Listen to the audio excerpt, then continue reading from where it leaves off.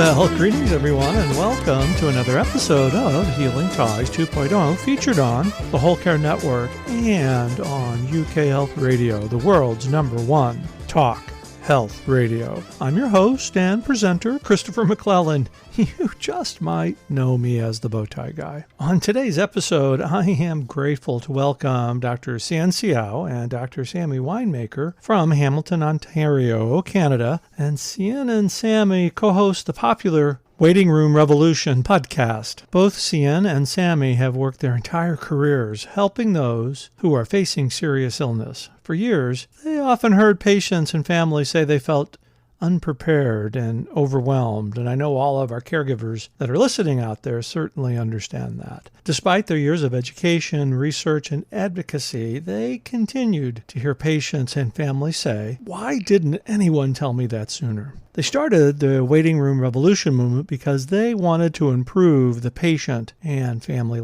illness experience. They wanted to educate and build a community to share deeply human stories about caring for others, because palliative care should not be a scary word. Let's enjoy our conversation with Dr. Hsien and Dr. Sammy, and for my listeners in the UK, well, our listeners worldwide, I know you're going to love Sammy's fun fact right after the break. We'll see you on the other side of the podcast. Well, greetings, Hsien and Sammy, and welcome to this episode of Healing Ties. I'm so thrilled to be talking to people from Canada because I feel it's like it's my second home. So welcome. Thank you. Thanks for having us, Chris. Oh, yeah.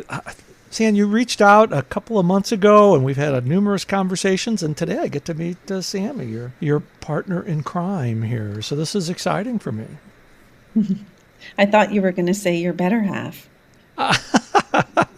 You know, I have 4 sisters, and they'll be mad at me for not saying that because I was trained well by my 4 sisters. But as I'm prone to do at the beginning of our show, and I've already been cued who to ask first, we want to know, how are you creating Healing Ties? And Hsien, we want to go with you first on this important question.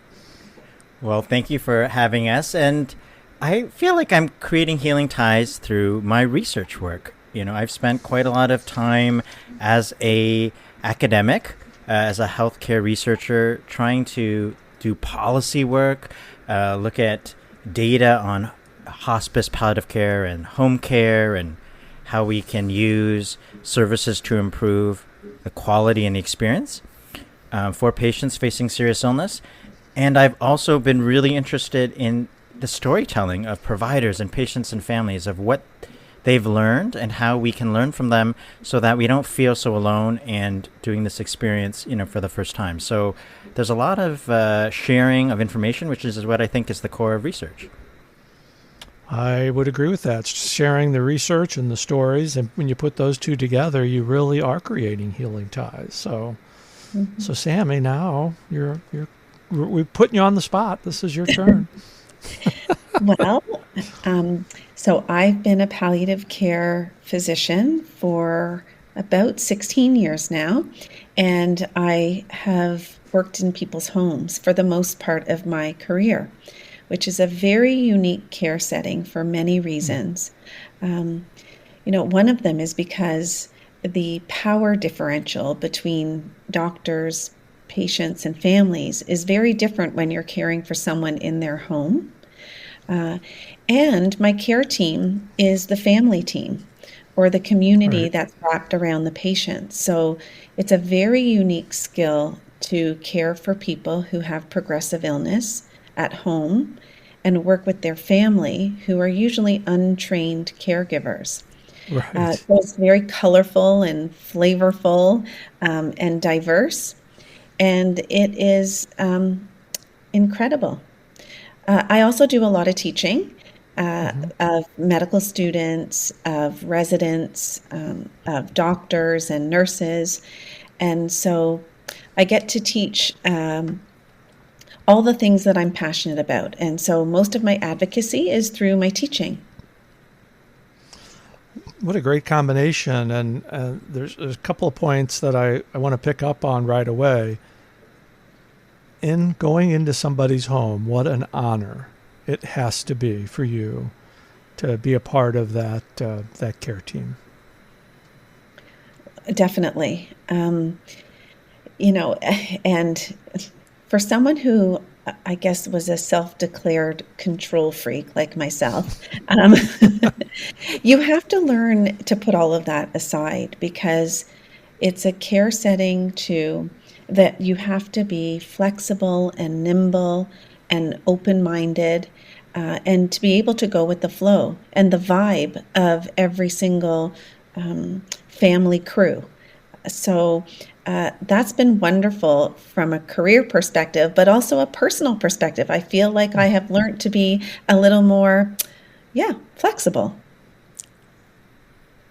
So it's kind of been a life-changing experience. Definitely, for the better. Hassan, I'm going to give you some airtime here, but I have another question for Sammy. What drew you to palliative care? You want the long, the medium, or the short story.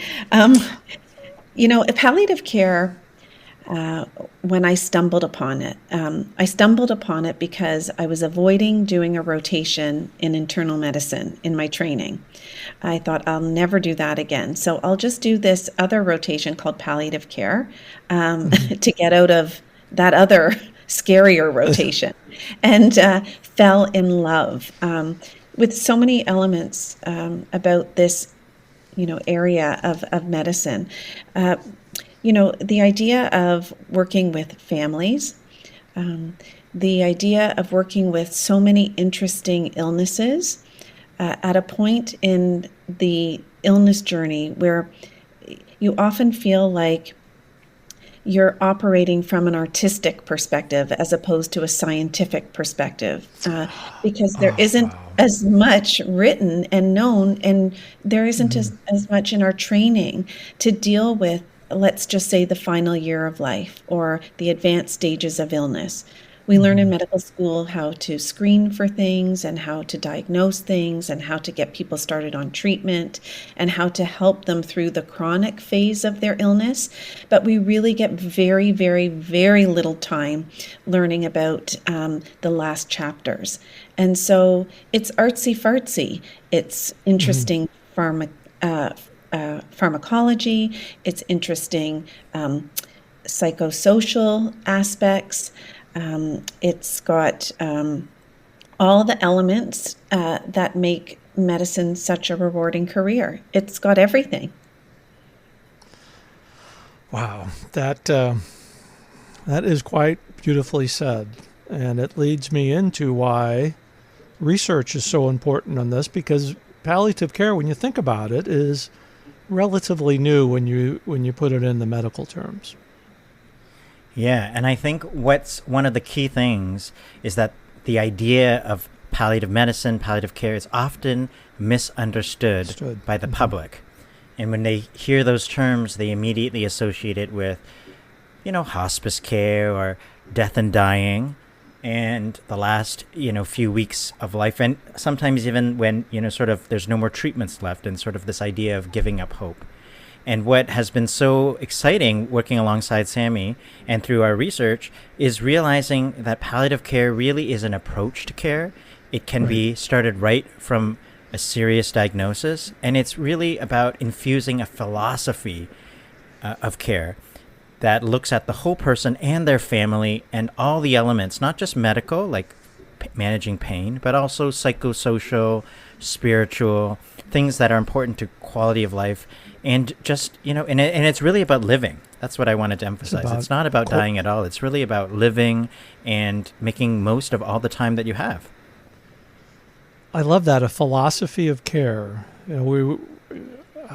I'm 64, and it's, I've had my experience with palliative care and hospice as both somebody that did a unit of CPE and having Richard in hospice, and I think as I went through the process, and as I've had the privilege of talking to so many people across the country about this, is there's such a misunderstanding about what it's all about, and to put it in that frame, philosophy of care, I think really helps people grasp that this is about the whole person and the whole family.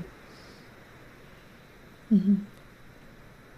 And that it's not just about, and it's not something that should only be offered near the end of life, but can be sprinkled throughout the journey as needed, and can be and should be accessed all throughout the journey. Yeah, whenever there are decisions to be made, when there are symptoms that come up, whenever there are twists and turns in the journey, a palliative approach to care should be offered.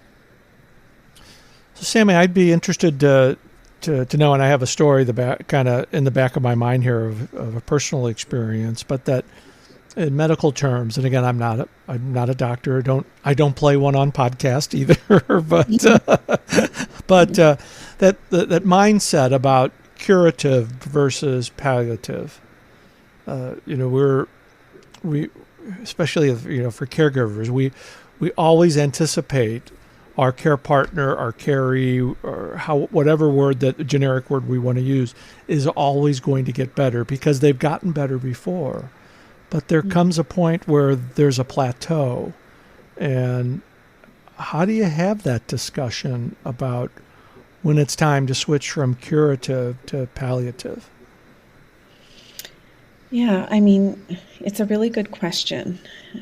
I think the word that I'm focusing on is the word switch, because hopefully we want to avoid sort of an old-fashioned way of operating where we have a diagnosis, something that is probably progressive and life-limiting, but we pretend it's chronic and not going to change until some point in time when the healthcare providers say, I'm sorry, there's nothing more we can do for you. And there's a point in time where someone is labeled palliative. That's like equal to the switch you're talking about. Right. And so the day before you weren't palliative, the day after you're palliative.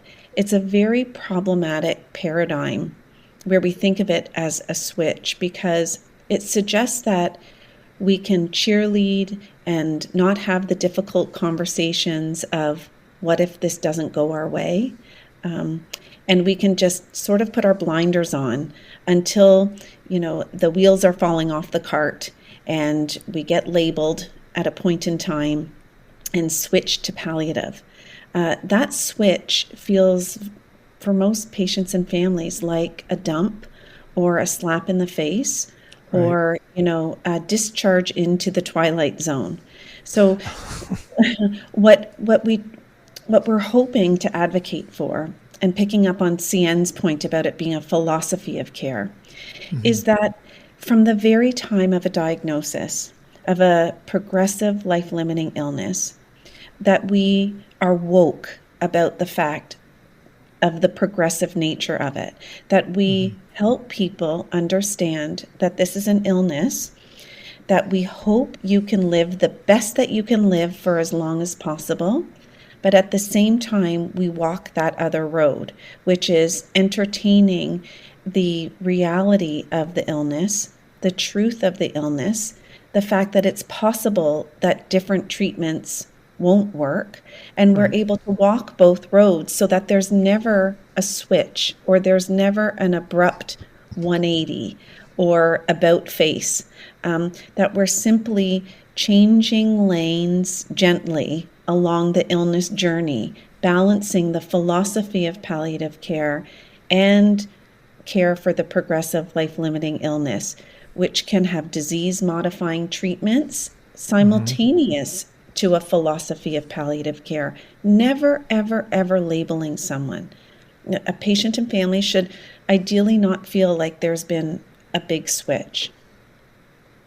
Just kind of a subtle move. Oh, I love that analogy, just kind of switching lanes, just very subtly. Yeah. It's, statistically speaking, only 10% of people will die suddenly from a car accident or a suicide, trauma. Most people, so 90% of people, will eventually in their life be diagnosed with some kind of illness that has not just a chronic nature to it, but a progressive nature, which over time will be life limiting. Things like dementia, ALS, some cancers, congestive heart failure, COPD, Parkinson's. I mean, I could go on forever. But we can't pretend that these are chronic illnesses. They're illnesses that have a trajectory, a storyline that over time is a declining one. And so palliative approach needs to be infused right from the diagnosis, which basically means we walk two roads. We hope for the best and plan for the rest. And having those conversations early on in the process, I think probably helps the transition just a little bit as well. Definitely. It also helps to improve quality of life throughout for the patient and their care team, because they're understanding what is happening. They're aware they can make choices that feel like them, that are congruent with their preferences. And the statistics also show that the vast majority of people either won't receive any sort of palliative care approach, which is like, complex symptom management, or the half that do get it very late, as in the statistics in Canada are something around 2.5, 3 weeks, and they're very similar in the U.S. So it's really, palliative care is really something that in a current day, it's really offered very late, at the 11th hour, near end of life.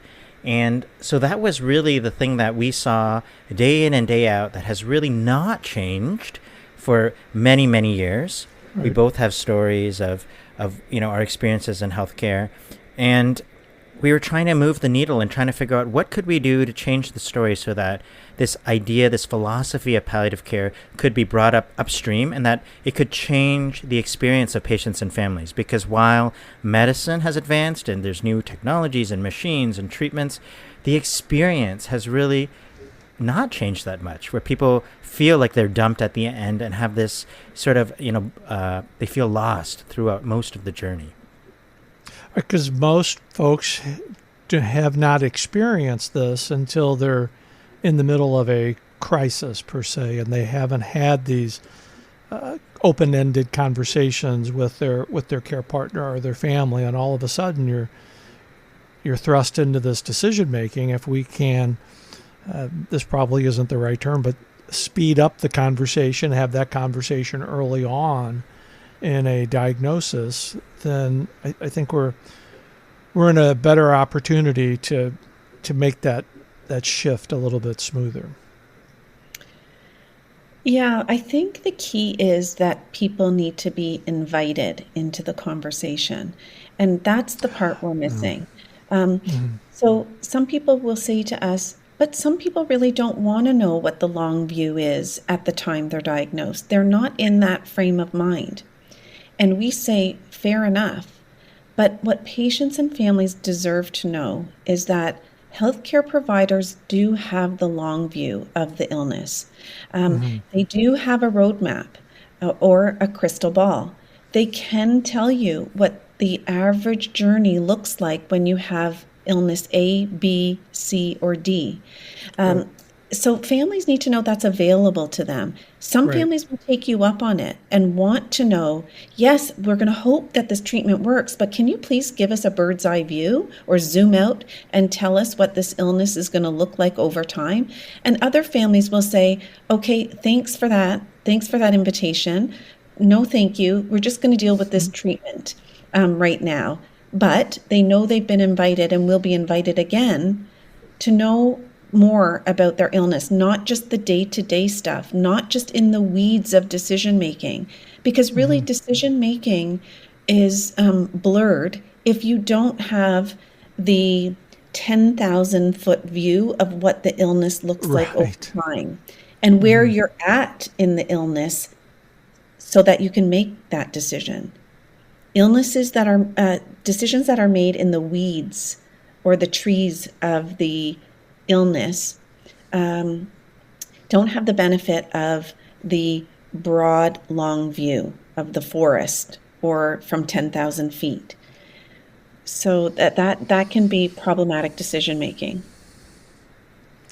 making decisions in the midst of emotion and turmoil usually end up being bad decisions. Or regretted. Or regretted. Goodness. So how are you fostering this change and awareness for people? Well, Chris, both Sammy and I, like I said, we were very frustrated with how that the story hasn't changed. We realized, we have cared for thousands of patients. I've interviewed them for my research. Sammy has treated them at the bedside. We have information. Just as she said, these isn't the first time that we've ever dealt with this. So we went and thought through, of those stories, what didn't work well, and what were the keys of things that people did that had a better story, that they were able to be more hopeful and more prepared, not feel so overwhelmed throughout the process, and maybe even more at peace with the story and have accepted what's happening. We tried to figure out what was different, and we realized that there were these themes that kept coming up, and we called them the 7 keys to being more prepared and more hopeful. Because oftentimes people think palliative care is going to make people depressed, and it's about giving up hope, and it wasn't that at all. It can be a very positive thing. And so we put these keys together, and that was the start of our sort of project. We have our own podcast. It's called The Waiting Room Revolution, and it really, in our first season, it really talks about each of these keys and what they mean and how to use them. And we've talked about 2 of them already. Zooming out is a key, where you have to learn how to zoom into the weeds of the illness but zoom out into the big picture. And also invite yourself, empowering patients and families to invite themselves to the conversation and not just wait for doctors to sort of break bad news. Oh, goodness. Inviting people into the conversation, because it's been my experience just as an advocate that one of the most difficult things is to get people to feel comfortable about talking about their own wants and needs, let's just talk frankly. We were talking about palliative care, end-of-life wishes. I was fortunate. I knew everything Richard wanted at end of life. And what that did for me, and what I always hope to convey to our listeners, is that just having that little bit of information makes a very difficult situation just a tad bit easier when it happens. But we were different in a sense. We talked openly about it. What is it? I don't know if there's any magic potion or wand, because everybody's different, but how can you're fostering people to change and have these conversations, but how do we get this out more? Yeah, I mean, we're really in Canada, and probably also in the United States, we're really trying hard to focus on advanced care planning. So conversations that happen throughout a person's life where they share with their inner circle what's most important to them. Ideally, even before you have an illness. Which sounds sort of ridiculous. Why would anyone talk about death and dying? But that isn't actually what we're talking about. With advanced care planning, you talk about what's most important to you, and you share what you value. So, for example, my husband knows that I value my independence, and I value spending time with my family. And he knows that I'm stubborn, and he knows all these qualities about me, what's important to me and what things are not important to me. Those are really important pieces of intel for a loved one to be able to use down the road if they're ever in a position to have to make a decision on someone's behalf. Almost just as important as sitting down with someone and saying, okay, what are your end-of-life wishes? For example, my father had a conversation with my sister My sister was obsessed with knowing exactly what my father wanted. Where did he want to be buried, and what kind of funeral service, and how did he want his eulogy? She had it all on paper. And it's true, it made everything so much easier when we had to plan around that time. But even if we didn't have all the particulars, we know my dad so well. We knew exactly what was important to him. And so that would have helped guide us had we not had the particulars. We had both, which was ideal. And I think that's the point. I mean, ideally, you know what's important to you. You share it with the people around you throughout your life. And you also are brave enough at times to talk about scary things, which are usually triggered by, someone else passing away in your life or becoming sick. These are times where you might come home and say, I wonder what I would want in that situation, or, what would you want in that situation? So there are these triggers, I think, in our lives that are, opportunities to have those hard discussions with the people we love. But what I've learned so much from you, Sammy, is that advanced care planning is like a pit stop on a long journey, and that there are times to have these conversations when there are changes. But I think what I have learned is that many people, when they're first diagnosed with a serious illness, they aren't even really aware that they're on this journey that is taking them to a place. They don't realize they're in the car ride and it is moving forward. And so, yes, advanced care planning is important, but things change. Our preferences change, situations change. So I think it's a very specific kind of conversation. There are approaches to it. But I think what we're also talking about is understanding the zoom out of the bigger picture of this illness, to know that this journey is happening and you don't have to be in the backseat. You can move to the front seat, and you should be enjoying the ride while it's happening, because it isn't just for, we're about to, the plane is landing, get your luggage ready, and here we are. Like that whole from the beginning to the end is your journey that you have a right to make and ask questions and walk that path of hoping for the best, but also planning for the rest with full information of what's happening. I think I'm just going to let you two talk, because this is just off the charts for me, because it's been a mission for me as well to help people think about having these conversations that are so important. They're so important about life, and having these conversations, as difficult as they can be at times, there's ways of getting around it. There's ways of making that happen, and by you bringing this to the forefront, I think is going to be very, very beneficial to people as they listen to your podcast and become aware of the issues. There is one episode in our podcast called Know Your Style. And that episode is really about taking stock of who you are over your entire life. How did you perform when you ran into a challenge in your life? Whether that was, you were fired from a job, or, your heart got broken, or your family got separated. There's a lot we can learn about ourselves from our past that stays resilient through our lives. And when we have a serious illness, these types of coping mechanisms or personality traits or ways we deal with things actually stay resilient.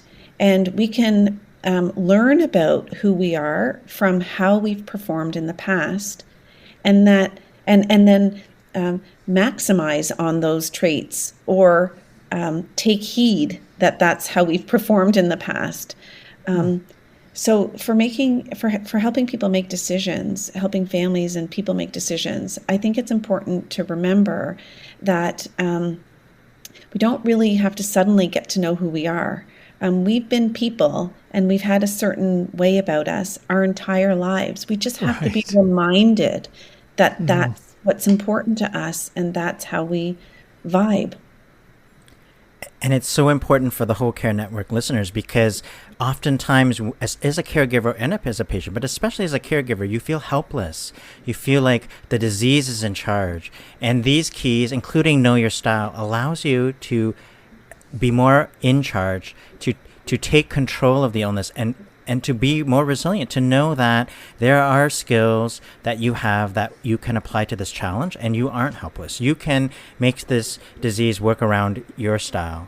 And it does connect to the idea, you kind of brought up this point earlier, that, sometimes it's hard to have these conversations. But I've learned from Sammy that sometimes knowing your style as a caregiver is Right. important, because you can then bring that to your partner and go, I know this might make you feel uncomfortable, but as a caregiver, it's important for me to talk about this more openly, or to try to understand some of these things that we don't really like to talk about, because I'm the one who has to plan, and I'm the one who's going to take care of you when you're not going to be able to as much. So we talk about expecting ripple effects, which is basically that the family, the carers, are going to have a parallel illness journey, and that to deny that, to not recognize that, to forget yourself and put your needs always last, is going to be problematic. And so we talk about recognizing that you also have a style as a caregiver, and it is okay for you to talk about some of your needs. Obviously there's a negotiation that happens if they're at odds, Right. but if you don't talk about it ever, that's where we see people run into challenges.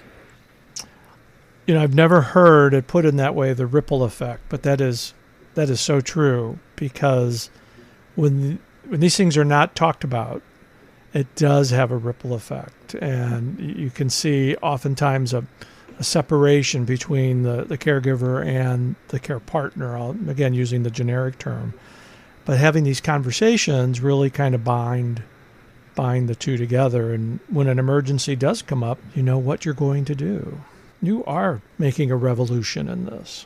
Well, it took us a long time to come up with this name. I won't bore you with some of the things on our didn't make the list, but we came up with the waiting room revolution because we realized that the target audience needed to be the caregivers, the care partners in the waiting room, who were not just physically waiting there, which is often a time where they feel helpless and scared. We could turn that time around to be more empowered. But also there's the metaphorical waiting room of not knowing what's going to lie ahead. And you're sort of in this chamber of, thinking, sort of, again, without any sort of sense of control and power. So the revolution needed to happen there, where if we, as citizens, could be more woke and try to be more active in the journey as much as we want it to be, but at least have more information, understand how to get the information that we need to make the decisions that we wanted. That's how we could truly see a change in the experience. Yes, we will continue to advocate at the policy level and continue to educate clinicians, but we still felt that it was so important that families, people with illnesses, also could have these skills. It wasn't a secret. It didn't need to be something that only healthcare providers needed to have. And that's why we do these podcasts and shows, to bring this information in real time with real people, real conversations who've been in the trenches. And Sammy, I'm sorry, I kind of cut you off there. No, well, this is your show. You're allowed. Oh, goodness. Well, then I think this is a really good time to take our break. And as you know, not only do I ask you how you're creating healing ties at the break, I want to know one fun fact about both of you that we haven't talked about so far, that I know our listeners are sitting on the edge of their seats wanting to know. So put your thinking caps on. So you're listening to Healing Ties, featured on the Whole Care Network and UKHealthRadio.com, the world's #1 health talk network. We'll be right back.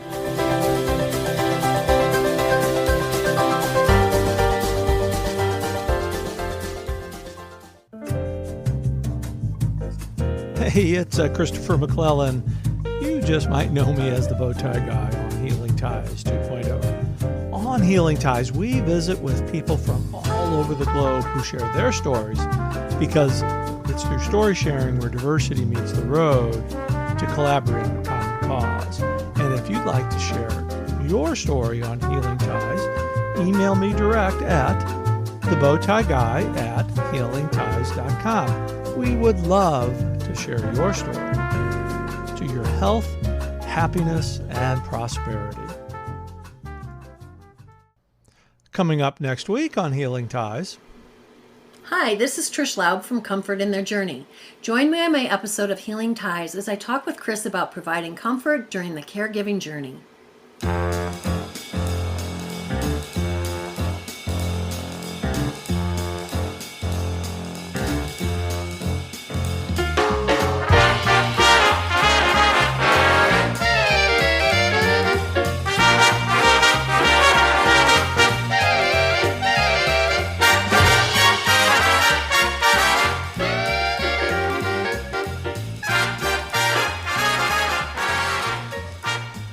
Well, welcome back, everybody. We are continuing our very meaningful and delightful conversation with Hsien and Sammy, who are in Hamilton, Ontario, Canada. Kind of like my second home. Well, a couple of provinces over, but but it is great. It is really great to have this very meaningful and open conversation. But now I got to put you on the spot. And Sammy, I'm going to put you on the spot because Hsien went first at the beginning. So we're going to want to know one fun fact about you that everybody's on the edge of their seat wanting to know. You're not going to believe this, though. But I danced with Prince Charles when I was 20 years old. That's a fun fact. Wow. Mm-hmm. Our UK listeners are going to be very intrigued about that. So tell us a little bit more about that story. It was a fundraiser in Toronto, and I was invited to someone's table for the evening. Mm-hmm. And like I said, I was 20 years old, and I was there with my family, and we had no clue about protocol around royals at all. Mm-hmm. And so I simply asked my brother-in-law if he would like to dance with Princess Diana, and he said yes. And so we went onto the dance floor very inappropriately and interrupted them. And so he danced with Diana, and I danced with Prince Charles, which lasted about 45 seconds until it was intercepted. Until protocol took over. Until protocol took over. That is fantastic. That is a terrific fun fact to have. What a great memory. I have no pictures. It never hit the media. There's no proof except for my brother-in-law's memory. Well, it's entrenched in your memory, and that's all the picture that you really need. Yeah. Wow. I always love doing this because I get to hear so many fun things. From trapeze to karaoke, but this is terrific. So thank you for sharing that. So you're welcome. I don't know how this one going to be beat here on Hsien. So what do you have to say here on what is your fun fact? Oh my goodness, I had this whole story planned about how I love tennis and I stayed out and watched Wimbledon, but now I heard Sammy, so I got to tell you too, right? So I've been to all the Grand Slam tennis things except the French Open. Okay. And you got time. It's just coming up in the next couple of weeks. So. That's right. But I actually am a terrible singer, but somehow I sang a cappella in college with the Yale Russian chorus. So not only am I a bad singer, and I was singing a cappella, but I sang in Russian. And in college, yes. And so I still remember some of these songs in Russian. They're old Russian folk songs that got lost in the war and this and that. And I don't know any Russian, but I learned it through the singing and making the sounds. And so I was part of the Yale Russian chorus. Yeah, they're been around for a very long time, and it was a lot of fun. Wow. Well, you see how fun having your fun facts out here on the podcast can be. See, you get to.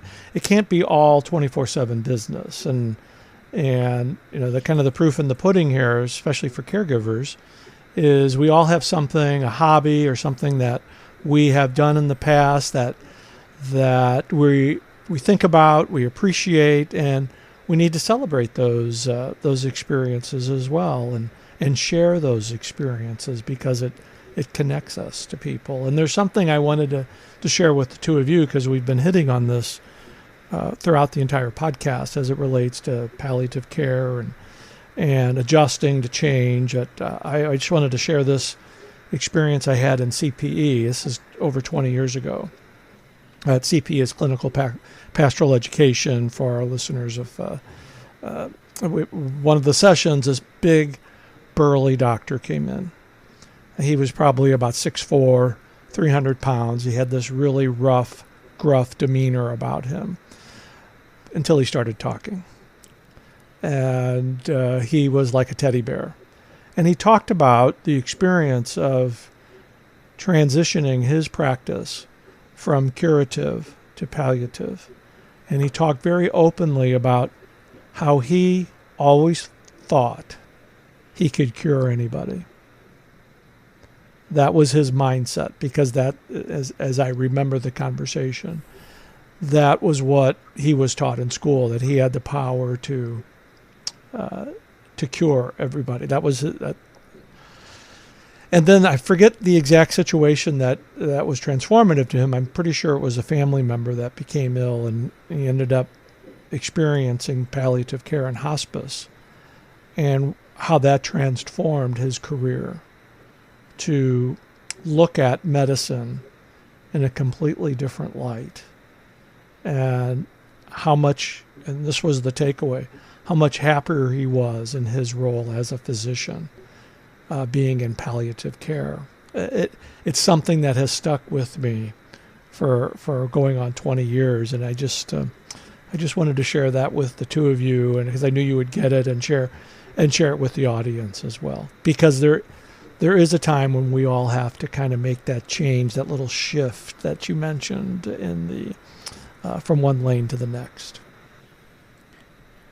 But what I'll say is I've learned from watching clinicians like Sammy, from interviewing people like Dr. Catherine Mannix from the UK, who I know will be familiar with some of your audience in the UK, is that palliative care, there is still a piece about managing symptoms and making people feel better and treating people. But there's also this piece about journeying with them. And I think all clinicians are really journeying with their patients and trying to focus on quality of life. It's just that upstream, there may be more options to treat things, and that's how medicine was designed. But this idea of journeying with them and being present, and that is at the heart of palliative medicine. And I think that is universal, and that's not unique to healthcare professionals. That's true for families, for care partners, for communities. Like, we know how to do that. And so if we can remind ourselves that there is this piece of help, there is a part of care, the caring back in healthcare, where we can just be with people. That is part of that is just healing. Be there. Yeah. Just be there. Sometimes that's all there's. Just be on the journey with the person. It's extremely important for clinicians to feel that they can move in when there are these transition points in the care journey. Because we have a lot of people who are working in healthcare who get burnt out because of a feeling of helplessness. When they can't fix things and can't cure things, can't treat things, or things go sideways, there is a real sense of defeat, and that you failed your patient and family. And all sorts of weird behaviors happen when you feel clinician helplessness.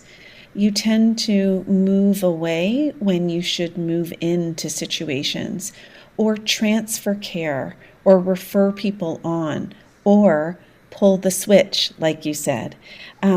So learning how to accompany people through the twists and turns, the hills and the valleys, the different chapters of an illness, protects clinicians from a feeling of helplessness and helps with the continuity of care. So when you know that when there's no more treatments for the illness, but that you can still provide care in so many different ways. It's empowering for clinicians, but it's not taught in our formal training. And so, like I said, it becomes very problematic because patients and families often feel dumped, and sometimes it's a result of physician helplessness. Wow. That is very powerful, Sammy. Not to go down the COVID road, but I can only imagine what that experience must be like for people in the medical field dealing with COVID this past year. In a way, this is an ironic silver lining that many doctors and nurses have been forced to face dying from COVID and learn how to sit with people who are dying, learn how to connect them with their families who can't physically come in and see them, and have to witness and bear witness to those last moments of someone's life. They're not able to transfer someone or, say there's nothing more I can do for you. You don't need to come back for your next appointment. They had to be with those people who were suffering from COVID. And so in a way, I think COVID has raised awareness about palliative care, about very much so. Important, serious conversations about families and their suffering, and the importance of relationships, of physical touch. I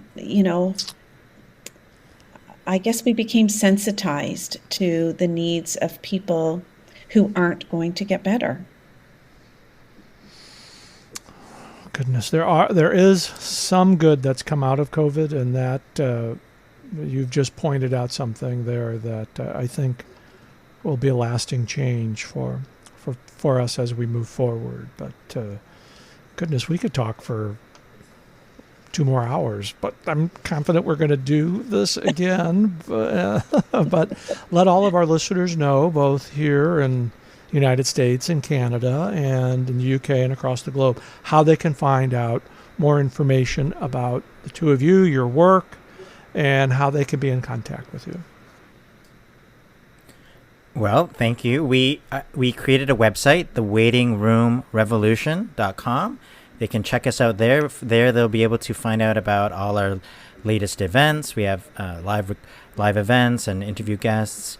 You can sign up for our newsletter, and they can download our podcast there. But they can also find our podcast in however they get their podcasts, and they'll be able to contact us through the website. So we've been just blown away by the number of patients and families who have listened, who have said it has been helpful, but also healthcare providers who have wanted to engage in this conversation. And so we've continued on beyond our season 1, where we had the 7 keys, and we're now interviewing lots of patients and healthcare providers on their experience with going upstream with palliative care, redefining it, reimagining it, and all of this trying to make the patient and family experience better. So it's been really fun. And this is how we met Chris. And this is how we met, the marvels of the internet. And it's so great to be connected with you, and I'm happy to participate in any way I can to share this message and share our journey. But, Hsien and Sammy, with the great work that you're doing, you are certainly two people who are creating healing ties all around us. I can't thank you enough for spending some time with me today and sharing your wisdom with our listeners. Thank you for having us, Chris, and thank you for all your amazing work. Thanks, Chris. Palliative care does not have to be a scary word, and with the great work Hsien and Sammy are doing by educating, creating awareness, and bringing people together through story sharing, they are creating a waiting room revolution. And to learn more about the great work they are doing and to subscribe to their podcast, visit them online at waitingroomrevolution.com. And thank you for joining us today for this episode of Healing Ties. And if you would like to share your story on Healing Ties, email me direct at thebowtieguy@healingties.com. We would love to share your story on Healing Ties. I'm your host and presenter, Christopher McClellan. I've created a life to love after caregiving ends by being with awesome people like you. Thanks for listening, and be sure to subscribe to Healing Ties wherever you listen to your favorite podcast. We'll see you for another episode real soon. Take care. Bye for now.